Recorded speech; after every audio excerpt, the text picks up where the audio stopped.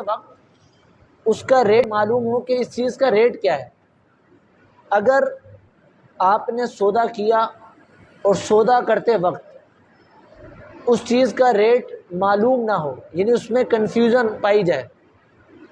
تو ایسی صورت میں وہ سودا شرعی اعتبار سے فاسد کہلائے گا،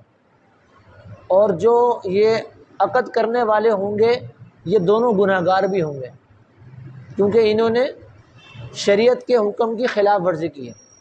کہ حکم یہ تھا کہ جو چیز آپ خرید رہے ہیں اس کا ریٹ آپ کو معلوم ہو، اس میں کسی قسم کی کنفیوژن نہ پائی جائے۔ اس کی مثال جیسے آپ موبائل خریدتے ہیں تو اب آپ یہ طے کر لیں کہ بھئی اس موبائل کی قیمت جو ہے وہ 10,000 روپے ہے، یعنی 10,000 روپے میں میں نے آپ سے خرید لیا، لیکن میں کاروبار بھی کر رہا ہوں، اگر مجھے کاروبار میں نفع ہو گیا تو پھر میں آپ کو 15,000 روپے دے دوں گا، اگر نفع نہیں ہوا تو 10,000 روپے، اگر مجھے نفع ہو گیا تو اس موبائل کی قیمت 15,000 روپے۔ اس طرح آپ نے سودا کیا ہے، میں نے ایک مثال دی۔ تو یہاں پر کیا ہوا، اس موبائل کی قیمت جو ہے یہ معلوم نہیں ہے کہ 15,000 ہے یا 10,000 ہے، نفع ہو گیا تو 15,000 ہے، نفع نہیں ہوا تو 10,000 ہے، تو یہ کنفیوژن پائی جا رہی ہے۔ تو ایسی صورت میں یہ جو عقد ہوگا، یہ خریداری ہوگی، یہ فاسد کہلائے گی۔ اسی طرح یوں سودا کیا کہ بھئی یہ فلاں چیز آپ مجھے بیچ دیں، بھئی اس کا ریٹ کیا ہے، بس جو اس کی واجبی سی قیمت ہو وہ دے دینا، یا آپ کو جو پسند آئے وہ قیمت دے دینا۔ تو یہاں پر بھی قیمت یہ مقرر نہیں کی، اس میں کنفیوژن باقی ہے، تو یہ سودا فاسد کہلائے گا۔ عام طور پر جو خریداری ہوتی ہے وہ کیش میں ہوتی ہے، نقد میں ہوتی ہے۔ جیسے ہم دکان پہ جا کر کوئی سامان خریدتے ہیں تو کیا کرتے ہیں، ہم پیسے دیتے ہیں اور سامان لے لیتے ہیں۔ تو عام طور پر جو خریداری ہوتی ہے یہ نقد میں ہوتی ہے، کیش میں ہوتی ہے، لیکن کبھی ادھار میں بھی ہوتی ہے۔ ادھار کا مطلب یہ کہ آپ سامان پہلے لے لیں اور پیمنٹ آپ بعد میں کریں۔ اب وہ پیمنٹ کبھی تو جیسے اس کا ایک ٹائم مقرر ہوتا ہے کہ آپ نے 6 مہینے میں ادائیگی کرنی ہے یا سال بعد اس کی ادائیگی کرنی ہے، اور کبھی قسط وار ہوتا ہے کہ ہر مہینے آپ اتنی قسطیں دیتے رہیں اور 1 سال میں آپ قسطیں پوری کر کے اس کی قیمت ادا کریں۔ تو ادھار سودے میں بھی یہ ضروری ہے کہ جب آپ وہ چیز خرید رہے ہیں ادھار میں، تو کتنے عرصے میں آپ نے پیمنٹ پوری کرنی ہے یہ معلوم ہو، کہ بھئی 6 مہینے میں، 1 سال میں، 1.5 سال میں، اور اس کی قیمت کیا ہے یہ بھی معلوم ہو۔ یہ دونوں چیزیں معلوم ہونا ضروری ہے۔ جب آپ سودا کر رہے ہیں، جس وقت عقد ہو رہا ہے اس وقت آپ آپشن رکھ سکتے ہیں، کبھی اگر آپ 6 مہینے میں اس کی ادائیگی کریں گے تو اس کا یہ ریٹ ہے، آپ 8 مہینے میں کریں گے تو اس کا یہ ریٹ ہے، آپ 1 سال میں کریں گے تو اس کا یہ ریٹ ہے۔ یہ آپ نے آپشن رکھ دیے، مختلف آپشن رکھ دی بھی ہے، جیسے جیسے اس کی جو ہے وہ ٹائم ڈیوریشن بڑھتا رہے گا اس کے پیسے بھی بڑھتے رہیں گے، یہ آپ آپشن رکھ سکتے ہیں۔ لیکن جب آپ کا سودا ہو جائے تو کسی ایک آپشن کو اوکے کرنا یہ ضروری ہے۔ اگر آپ نے سودا اس طرح کیا کہ ٹھیک ہے اگر 8 مہینے میں پیمنٹ کی تو اتنی ہوگی، اگر سال ہو گیا تو اتنی ہوگی، تو یہ پھر اس میں کنفیوژن باقی ہے، کیونکہ اس میں نہ تو اس کی قیمت مقرر ہوئی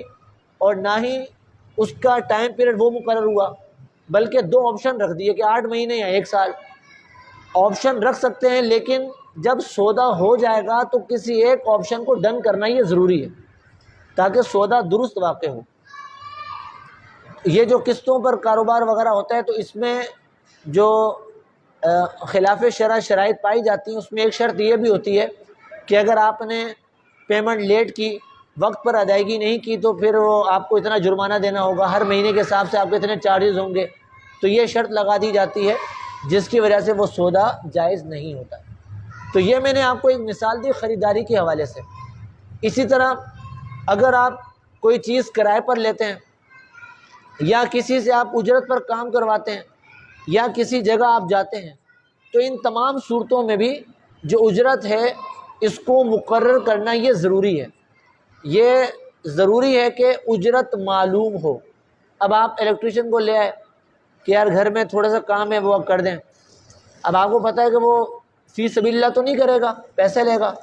اب آپ کی جان پہچان ہے، دعا سلام ہے، جاننے والا ہے، اب آپ نے اس سے پیسے مقرر نہیں کیے، بولا یار یہ تھوڑا کام ہے کر دیں، اب اس نے کام کر دیا، کام کرنے کے بعد پھر پوچھا کہ بھی کتنے پیسے، اتنے پیسے، پھر آپ کہہ رہے ہیں یہ تو بہت زیادہ مانگ رہے ہیں آپ، وہ کہہ رہے ہیں اتنے تو نہیں ہوتے، تو وہ پھر کیا ہوگا، جھگڑا ہوگا۔ تو شریعت نے تبھی کہا کہ جب آپ کسی سے کام کروائیں تو پہلے ہی مقرر کر لیں کہ یہ کام ہے، اس کے اتنے پیسے ہیں۔ اب آپ نے کہیں جانا ہے، رکشے والے سے بات کی بھی فلاں جگہ جانا ہے، ٹھیک ہے بھی کتنے پیسے وغیرہ جو آپ کو آئے دے دینا، تو یہ بھی نہیں، آپ طے کریں کہ بھی کتنے پیسے آپ لیں گے، پھر وہاں پہنچ کر پھر وہ کہہ رہا ہوگا اتنے پیسے، آپ بولیں گے اتنے تو بنتے ہی نہیں ہے، تو آپ زیادہ مانگ رہے ہو۔ تو جو ایسے موقع ہوں کہ جہاں پر اجرت کا جو معاملہ ہو، تو شریعت اس میں یہ کہتی ہے کہ اجرت پہلے سے طے کرنا یہ ضروری ہے، تاکہ بعد میں کسی قسم کا تنازع جھگڑا وغیرہ نہ ہو۔ تو یہ پہلا مسئلہ تھا جو تجارت کے حوالے سے میں نے عرض کیا۔ دوسرا مسئلہ کہ آج کل ایسے کھلونے بھی ملتے ہیں کہ جو جاندار کی شکلوں والے ہوتے ہیں، بچوں کے کھلونے ملتے ہیں پلاسٹک کے، لوہے کے، پیتل وغیرہ کے، مختلف جانوروں کی شکلیں بنی ہوتی ہیں، تو بچوں کے لیے ایسے کھلونے خریدنا یہ بھی جائز ہے، اور بچوں کا ایسے کھلونوں سے کھیلنا یہ بھی جائز ہے، یعنی جاندار کی شکلوں والے جو کھلونے ہوتے ہیں ان کا خریدنا بھی جائز ہے، بچوں کو وہ دینا بھی جائز ہے، اور بچوں کا ایسے کھلونوں سے کھیلنا بھی جائز ہے۔ وہ جو احادیث مبارکہ میں ممانعت آئی ہے کہ جس گھر میں تصویر ہو اس گھر میں رحمت کے فرشتے نہیں آتے، اس طرح کی بھی احادیث مبارکہ موجود ہیں، تو وہ اس وقت منع ہے کہ جب آپ تصویر کو ایک اعزاز کے طور پر رکھیں، ایک نمایاں کر کے رکھیں، ایک اعزاز کے طور پر رکھیں، تعظیم کے طور پر اس کو آویزاں کریں۔ لیکن یہ جو بچوں کے کھلونے ہوتے ہیں، ان کو کوئی بھی اس کو نمایاں کر کے ایک تعظیم کے طور پر نہیں رکھا جاتا، بلکہ بچے کھیلتے ہیں، اس کو پڑے ہوتے ہیں بچے، ادھر پھینک رہے ہیں ادھر پھینک رہے ہیں، اس کو کھیل رہے ہیں اس سے، تو یہاں پر وہ والی ممانعت نہیں آئے گی۔ بچوں کا ایسے جانداروں کی شکلوں والے کھلونوں سے خریدنا، کھیلنا بھی جائز ہے، اور ان کو ایسے کھلونے لے کر دینا بھی جائز ہے۔ لیکن اس میں ایک بات کا خیال رکھنا یہ ضروری ہے کہ آج کل جو کھلونے آتے ہیں اس میں میوزک بھی ہوتا ہے، اب وہ جیسے سیل ڈالیں تو میوزک بجے گا، تو میوزک نہ بجایا جائے، یا تو اس کی تاریں وغیرہ آپ نکال دیں، اس میں سیل ڈالیں ہی نہ، بغیر سیل کے ویسے اس کو بچے کو کھیلنے کے لیے دیں، میوزک وغیرہ نہ ہو، اس سے آپ کو بچنا ہوگا، باقی بچوں کو آپ دے سکتے ہیں۔ تیسرا مسئلہ یہ ہے کہ ایسی چیزیں خریدنا کہ جس پر کسی جاندار کی تصویر بنی ہو۔ اب بدقسمتی سے آج کل بہت ساری چیزیں ایسی آتی ہیں کہ جس میں تصاویر بنی ہوتی ہیں، اور خاص طور پر عورت کی تصویر بنی ہوتی ہے، بے پردہ عورتوں کی تصویر ہوتی ہے۔ اب آپ صابن لینے جائیں، اب بسا اوقات صابن کی جو وہ کور ہوتا ہے اس پر بھی عورت کی تصویر بنی ہوئی ہے، تو اب سوال یہ پیدا ہوتا ہے کہ ایسا صابن خریدنا کیسا کہ جس پر تصویر بنی ہوئی ہے؟ تو ایسی چیزیں خریدنا کہ جس میں تصویر بنی ہو یہ جائز ہے، کیونکہ یہاں پر آپ کا مقصد وہ تصویر خریدنا نہیں ہے، آپ اس تصویر کے پیسے نہیں دے رہے، آپ تو صابن خرید رہے ہیں یا آپ پتی کا پیک خرید رہے ہیں، اب اس پر تصویر بنی ہوئی ہے، اب یہ ایک الگ معاملہ ہے، لیکن آپ تصویر نہیں خرید رہے، آپ تو وہ چیز خرید رہے ہیں، تو آپ کا وہ چیز خریدنا یہ شرعاً جائز ہے۔ لیکن اس حوالے سے دکاندار کو یہ چاہیے کہ وہ ایسی پروڈکٹ کہ جس پر تصویر بنی ہو اس کو نمایاں کر کے نہ رکھے، تصویر کو نمایاں کر کے نہ رکھے، اس سے بچے۔